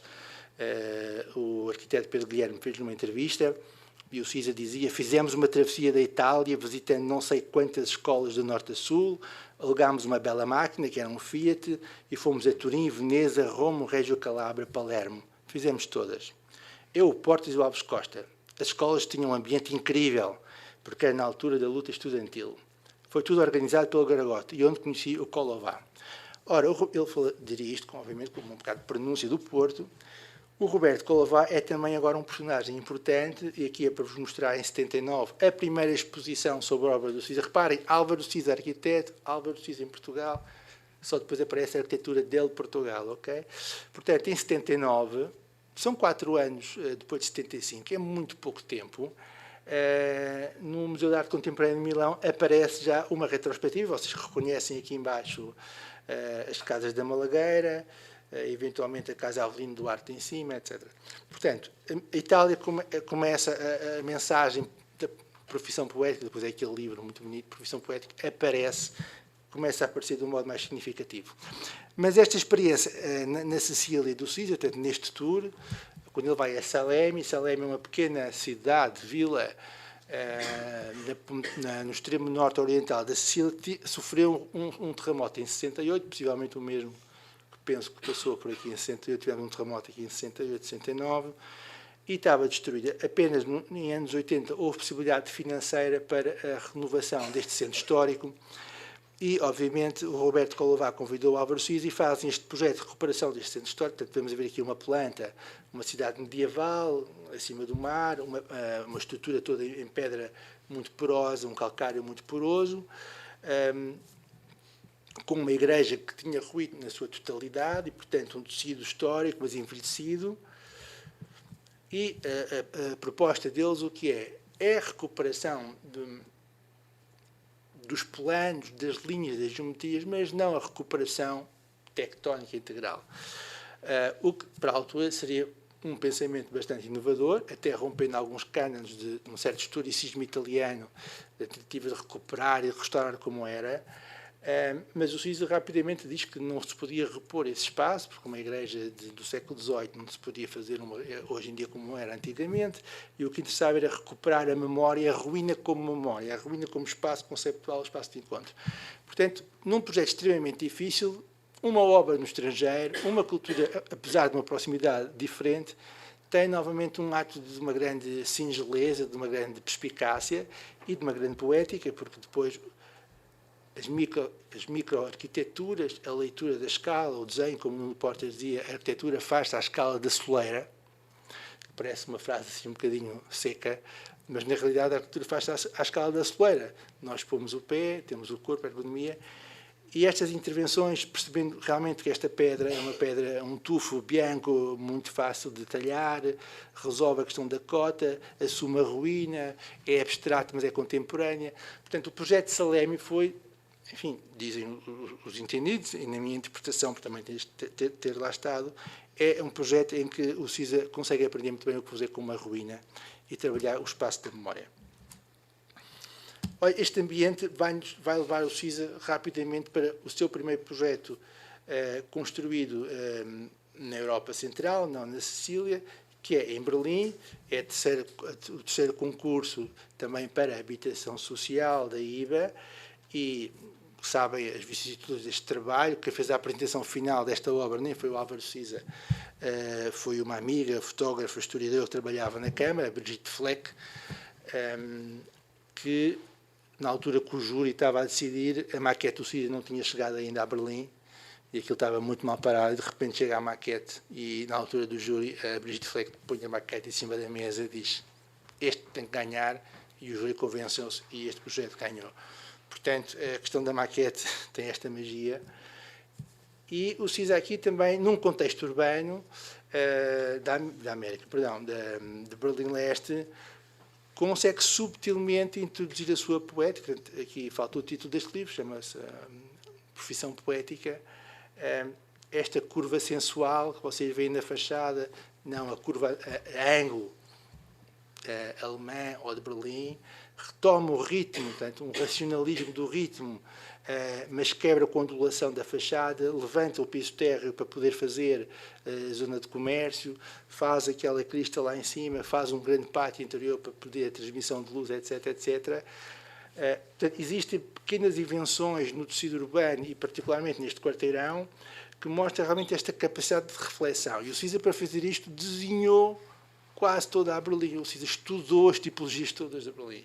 Portanto, é realmente obsessivo, mas é a profissão poética. Olha, aqui está. Foi sem querer, não queria mostrar isto, mas é verdade. Pronto, aqui está o CISA a ver a planta. E ele diz, por exemplo, ele fala da importância de ter visto, por exemplo, o Anschurrum. O Anschurrum tem a Berlin Philharmónica, que é lindíssima, portanto é um edifício expressionista moderno, e se vocês virem como é que ele faz a estrutura e os pilares do Bonjour de Tristesse, vai buscar a estrutura dos pilares do Anschurrum. Temos também, bem, o Mise é posterior, não, vai buscar também ao Mise. Portanto, ele consegue, de um modo muito claro, ir buscar coisas ao racionalismo, ao Mise, ao Anschurrum, e inventar a sua arquitetura, que é nova, que este edifício é novo, é uma nova tipologia, é uma nova forma. E o interessante é que o CISA gosta de dispor a ouvir o que dizem os habitantes dos seus espaços às suas obras. Vocês, como sabem, na Bienal de Veneza de há 2 anos, o Nuno Grande e o Roberto Caramascoli comissariaram o pavilhão de Portugal em Veneza, onde precisamente foram mostrar estes 4 edifícios, do Sal mais o de Berlim, e foram filmar hoje em dia como é que as populações viviam nos espaços projetados pelo CISA, portanto, entre 77 e 85, e obviamente existem enormes transformações sociais, culturas diferentes, etc., mas a leitura final, pareceu-me, daquilo que eu pude ler e percepcionar, é de uma grande satisfação de como é que este edifício tem resistido ao tempo e tem resistido às mutações sociológicas e culturais que os bairros de hoje estão sempre a sofrer. Outro projeto parado em Veneza, sucesso do IBA, que é a conclusão da Ponte de Giudecca, concurso ganho por ele, Rafael Moneu, que agora está em fase terminal, imagens do livro, do catálogo, do Nuno Grande e do Roberto Caramascoli, onde vem o CISA, quer em Berlim, quer no Porto, a falar com a população. Isto transporta a disciplina de arquitetura para outros universos, para outras interações, para outras possibilidades de interpretação, que acho que todos nós fazemos, ou que se devia fazer ainda mais. Pronto, são imagens muito, muito sugestivas, obviamente. E em 88... no Japão aparece esta primeira monografia Álvaro Siza da A+U, muito bem curada, em que o Siza deixa de ser, pronto, realmente passa a ser um influente no mundo da arquitetura. aqui o CISA com o Fernando Távora em Itália, numa das inúmeras viagens que eles faziam em conjunto. E para além destas questões mais pessoais, obviamente que o CISA foi beber, como a geração dos nossos professores, é este livro que é muito interessante, ou que este livro diz de uma forma um bocadinho simplificada, o que se veio a chamar a arquitetura cheia em Portugal, curiosamente de um historiador americano, George Kubler, português, Plain Architecture Between Spice and Diamonds. Obviamente que 521 e 1700 é um período muito lato. Eu costumo dizer que Portugal não teve renascimento na pintura e pouco renascimento na arquitetura teve. Não vale a pena sequer argumentar, porque a nossa inteligência, a nossa tecnologia estava posta em outras dinâmicas de construção e outras dinâmicas de leitura, que obviamente tem a ver com o período da expansão, o que deixou o continente ou o reino de Portugal completamente dry de recursos humanos, portanto, seco, bem disse isso, seco. E, portanto, a arquitetura tinha que ser aquela eficaz, tinha que ser aquela poética, porque os recursos financeiros gastos desde o século XIV até o século XVIII foram astronómicos. E, por isso, tivemos de ter a ajuda dos ingleses e dos holandeses, portanto, isso é um facto histórico. E deixou uma arquitetura realmente bastante singular, porque nós fomos comparar a arquitetura, ou seja, religiosa e militar, ao Espanha ou Itália, no século XIV ou no século XV, é avassaladora em espaço, em riqueza, em pinturas, em retábulos, em tudo. Portanto, a nossa beleza, de uma certa simplicidade, de certo modo teorizada historicamente pelo George Kubler, caracteriza a nossa paisagem, caracteriza o nosso imaginário. E ainda bem que é assim, quer dizer, a mim tanto me fascina estar em Florença como estar em Viana do Alentejo, quer dizer, são dois momentos lindos de emoção arquitetónica, de especialidade. E esta relação com o lugar, obviamente, também foi muito interpretada pelo CISA, não é? Esta relação da paisagem a ser respeitada, esta candura dos materiais, a cal, a tijoleira, o reflexo da luz, portanto, tudo isso que depois leva para aquela linha que o Kenneth Frampton também fala quando vem a conhecer a obra do CISA e a interpreta no regionalismo crítico, embora já seja um termo um bocadinho usado demais, vai caracterizar também a postura do CISA. Por exemplo, quando ele faz a piscina de Lessa, ali, no início dos anos 60, que são anos conturbados da arquitetura também, do ponto de vista teórico, quer em Inglaterra, quer nos Estados Unidos, ele fala, procura uma arquitetura de grandes linhas, paredes longas, procurava um encontro com as rochas no lugar apropriado. O objetivo é identificar nessa imagem orgânica uma geometria, descobrir o que estava disponível e pronto para receber a geometria. Ou seja, ele está a ler a maré, está a ler a cota da maré, está a ler a rocha de Lessa, está a ler a cota da estrada, está a ler o movimento das pessoas e encontrar a geometria para pôr na geometria. Esta é uma fotografia minha dos Açores, mas que me marcou porque era uma família apenas que estava nestas piscinas naturais.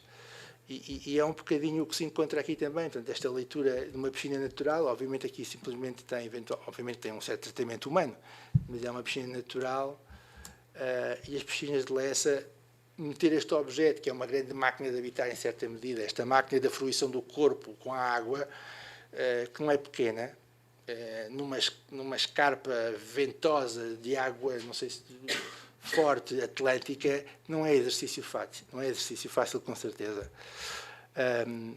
Mas depois a questão da escala do CISA, quer dizer, este pequeno muro que atravessa a avenida, que nós mantemos com a mão, aquela mão quando somos miúdos damos ao pai, quando somos graúdos pomos no parapeito, é a memória do sentimento que o CISA usa para fazer a sua arquitetura. Obviamente depois interpretado de um modo erudito, com posturas do Mies, por exemplo, e posturas do Louis Kahn, por exemplo, ou a postura do Álvaro Alto, figura canónica, obviamente, numa interpretação para além do Fernando Távora. E, obviamente, que a piscina de Lessa continua a ser um lugar de extremo interesse e foi realmente também um trabalho marcante, juntamente com a Casa de Sá, um bocadinho acima e com a Capela um bocadinho abaixo. Isto é de uma viagem de estudo com os alunos de Évora. E a questão dos materiais, portanto, agora, depois disto tudo feito, vamos lá pensar nos materiais. E a relação do material com o lugar é sempre muito importante, muito canónica, e vocês sabem que para este trabalho em particular, O CISA foi buscar a própria areia do local para misturar com o cimento, tiveram que tirar o sal, desalinizar porque seria excessivo o sal. Portanto, este cromatismo quase camaleónico de fusão que hoje em dia, que depois, mais tarde, o Herzog Meuron faz de um modo tão exuberante e também tão esbelto. E esta tecnologia de tentar que o betão seja o mais próximo, ele utiliza também no trabalho de Santiago de Compostela, quer com o betão, quer com a pedra. Portanto, há toda uma tectónica, não é só a questão do desenho, é depois também a sua materialidade.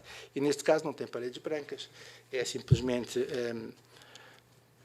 um material orgânico com a pedra e a madeira. Já são 20 para as 8. A Malagueira, obviamente, é um projeto paradigmático, porque está em crescimento. É também de extrema dificuldade.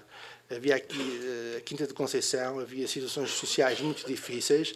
Há uma expropriação feita de uma quinta e o CISA consegue, juntamente com o seu grupo, esta é a linha sul-norte, os moinhos ainda se veem os moinhos hoje em dia, com o seu bloco, diz o CISA, que é a primeira vez que ele começa a andar com blocos de desenho, tinha se deslocar várias vezes a Évora, portanto estava fora do seu habitat natural, que seria a cidade do Porto.